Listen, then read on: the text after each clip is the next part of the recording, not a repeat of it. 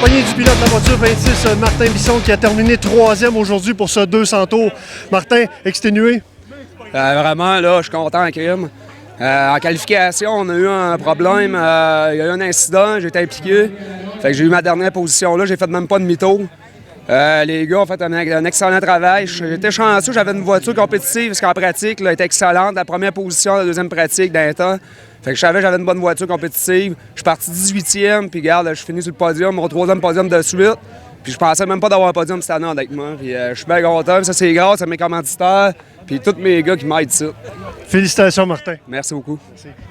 En compagnie du pilote de la voiture 89, Marc Bertrand. Marc, un autre podium encore cette saison pour un 200 tours. Tout un job.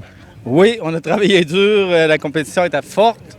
Puis je suis content, l'équipe, là, on a travaillé fort là-dessus. Là, ça a donné un bon résultat. Écoute, félicitations. Merci. En compagnie du pilote de la voiture 67, Dominique Jacques. Dominique, 3e victoire cette saison. 200 tours. Wow! Merci. Premièrement, il faut remercier l'équipe, ma petite équipe. Aujourd'hui, j'avais une plus grosse équipe, mais on a travaillé fort sur l'auto parce qu'on n'était pas à mon goût tout à fait dans les séances de pratique.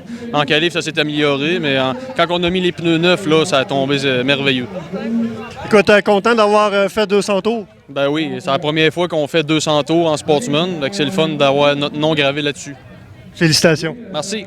Alors, c'est comme ça que ça se termine ici même à Montmagny. Je suis en compagnie d'André Poulain. Comment ça a été la course pour toi aujourd'hui, là, en haut?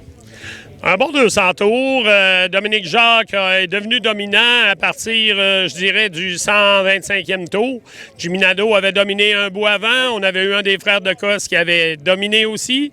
La discipline a été là. On n'a pas eu de bris inutile, d'accidents inutiles. Malheureusement, dans une épreuve de longue durée comme ça, on perd tout le temps des bris mécaniques. Veut pas.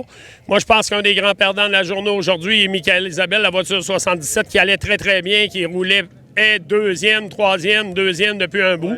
Malheureusement, il y a eu un contact avec la voiture 17 et un bris mécanique après qui en est suivi, qui a été obligé de rentrer dans les puits et quitter la course.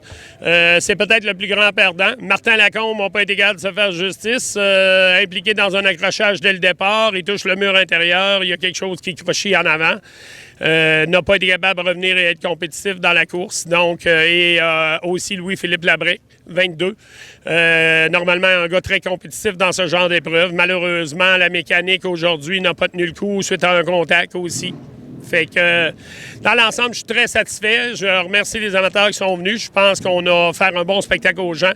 Et on se dit à l'année prochaine pour le Steve Lesage 200, 4e édition. Merci, André. Merci.